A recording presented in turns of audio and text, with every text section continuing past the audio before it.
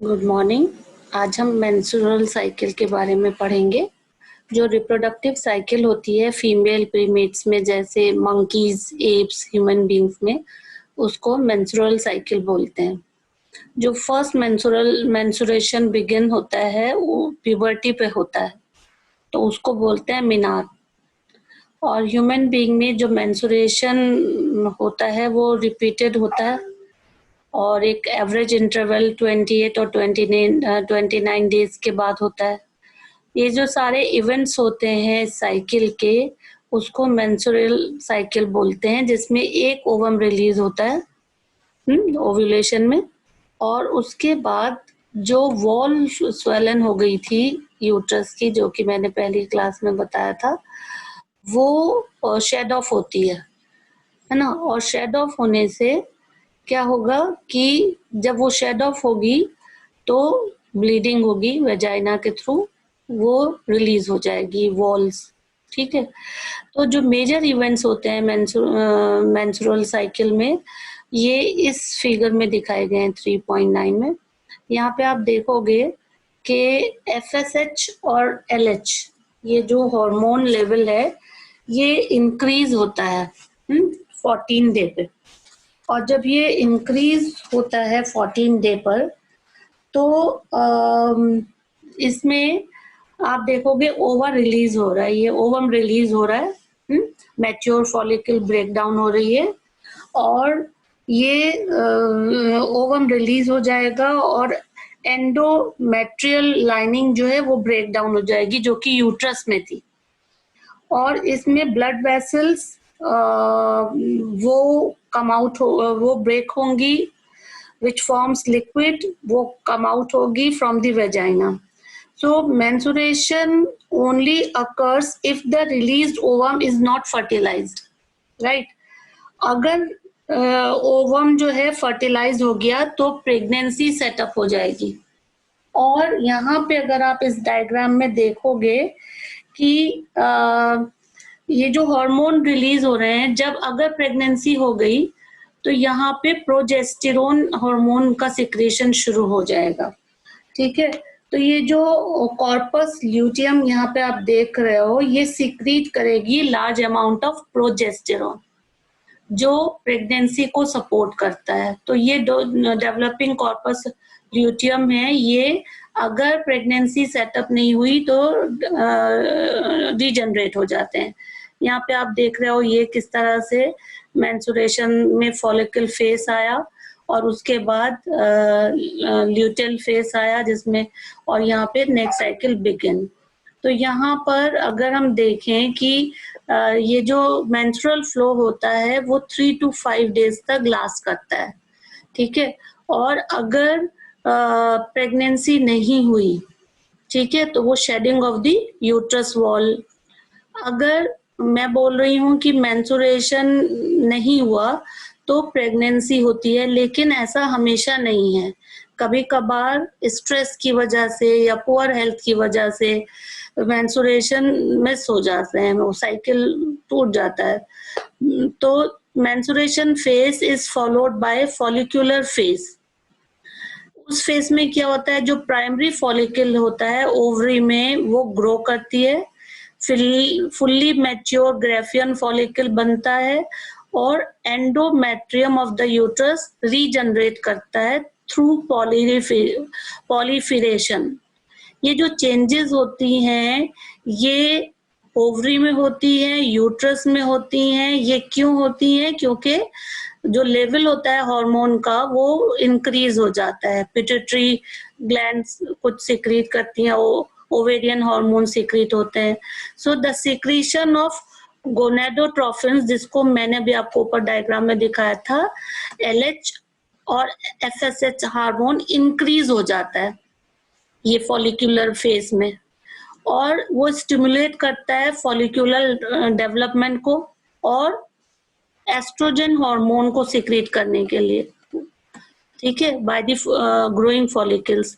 तो जो LH hormone है, FSH है, वो जब पीक लेवल पे आता है 14 डे में, तो जब रैपिड सिक्रेशन होता है LH का, तो उसकी वजह से क्या होता है, ये लीड करता है मैक्सिमम लेवल मिड साइकिल में जो ये होता है, ये इंड्यूस करता है rupture of the Graafian follicle ताकि ओवम रिलीज हो जाए, और जब ओवम रिलीज होता है वो ओव्यूलेशन कहलाता है।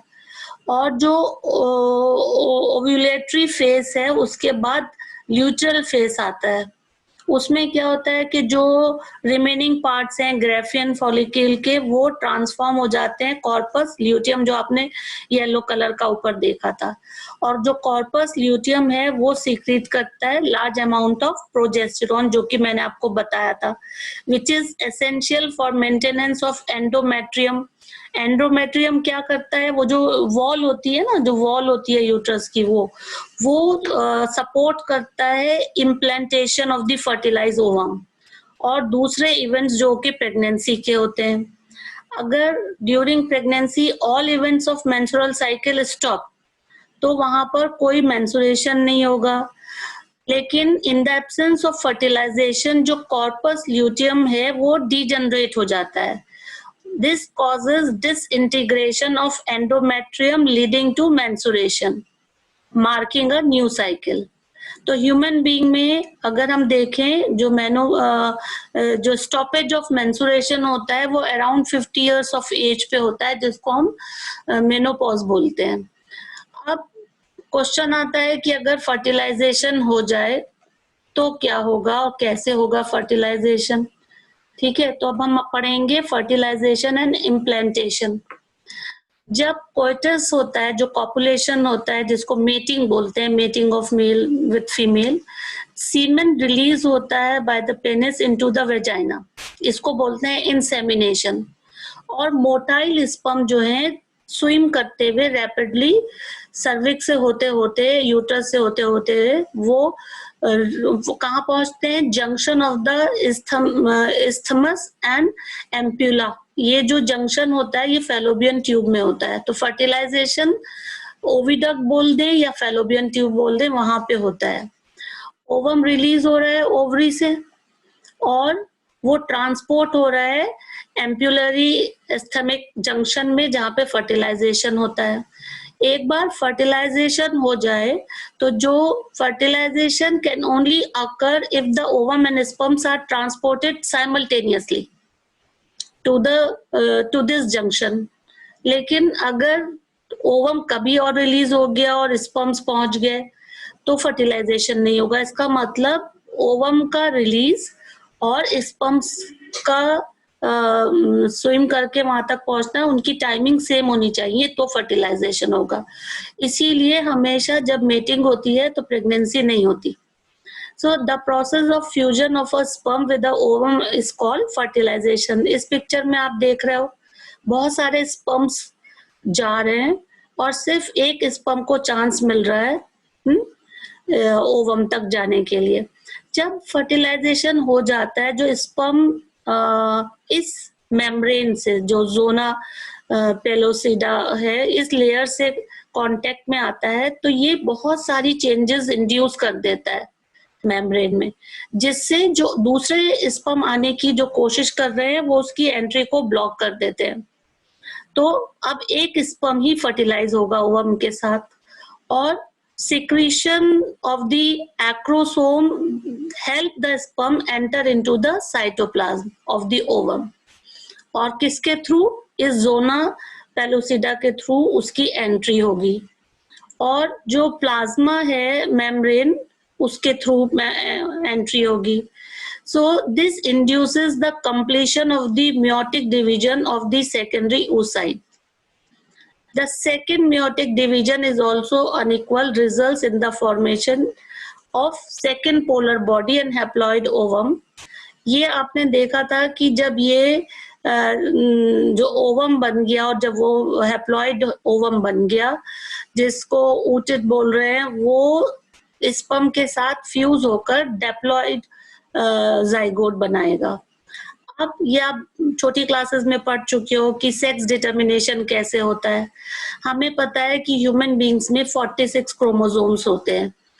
तो 46 क्रोमोसोम्स में जो 22 पेयर्स जो क्रोमोसोम्स होते हैं वो ऑटोसोम्स कहलाते हैं, और एक pair of chromosome sex chromosome कहलाता है।